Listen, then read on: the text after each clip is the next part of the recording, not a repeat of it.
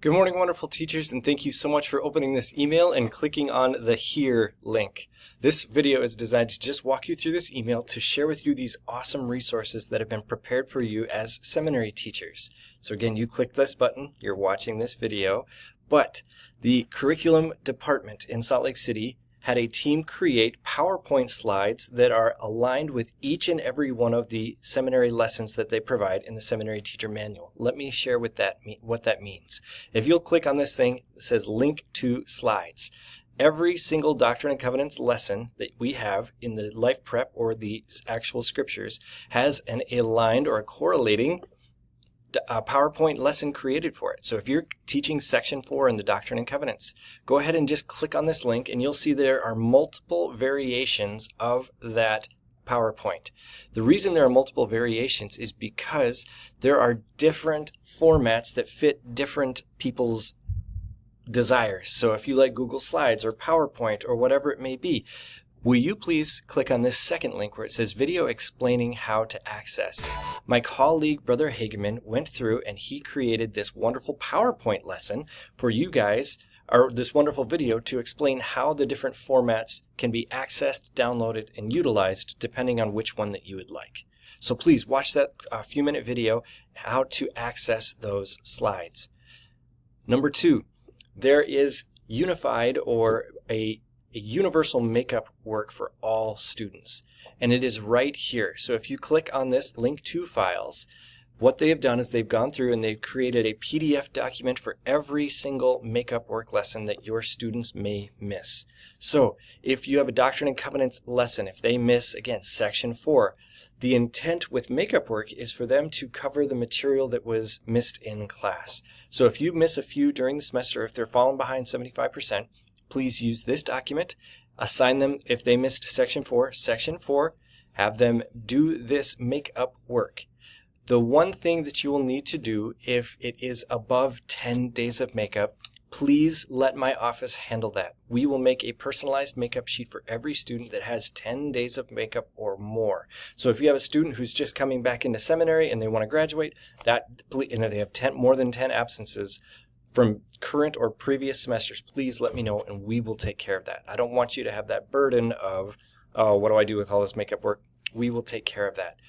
If there is just a couple of days, please use this link right here. Assign them the days that they missed, and then if they do it, I'll let you decide if you want them to turn it in or if you'll just trust them, and then please go back into your attendance for the current semester and to mark that makeup work. Then lastly, what we have found is we are absolutely blown away about the success of the one-on-one reading chats. If you're not having one-on-one reading chats monthly with your students, please do so. We are finding that it is creating stronger relationships, and students are having a better experience when they are studying the scriptures because they are just having these chats with their teachers. But in some cases, we are finding that some students, they'll meet the goal for seminary, meeting the credit requirements. And let me show again those credit requirements.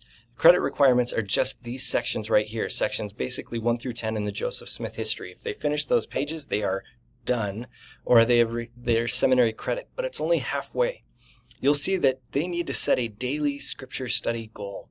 And the intent of those one-on-one conversations is to help them to meet that daily goal, to have a daily experience in the scriptures, whether it be in the Book of Mormon, the Doctrine and Covenants, wherever they are reading, but they are hitting that daily goal of opening their phone and their doctrinal mastery of their gospel library app, or their personal scriptures if they're paper at home, and having that daily experience. So to better help that, here are a couple of different variations of a reading tracker. Here's a very generic one, but if you click on number 1 in these, here is a scripture marking sheet that I like to use when I was teaching full-time. I wanted at a minimum a weekly touch with my students to see where they were reading. So I would hand this out at the last day of the week. I'd give them about 10 minutes or so, and I would invite them to fill out the sheet to the best of their ability, and then if they've finished their sheet, it could be nothing or it could be very extensive, read in their personal reading goal location for a couple of minutes as we started that last day on Friday. if it's your last day of the week. So please use these sheets if you like them. Find a variation if you like those, but it's just something very simple to have that touch with a student. Hey, how is that personal reading goal? How's it going? Is it happening? What can we do to make it more realistic so that you're having a daily experience in the scriptures, not just a once in a while, or I finished my credit for seminary, I don't need to read. Again, that's not the intent. The intent is to establish and to help them create those daily personal habits of scripture study that will bless their lives forever. Teachers, you are so wonderful. Thank you for all that you do. As always, if you have any questions whatsoever, you have my contact information. Call me, text me, email me. We'll go over this information. But thank you. Thank you for all that you do, and we'll talk to you very soon.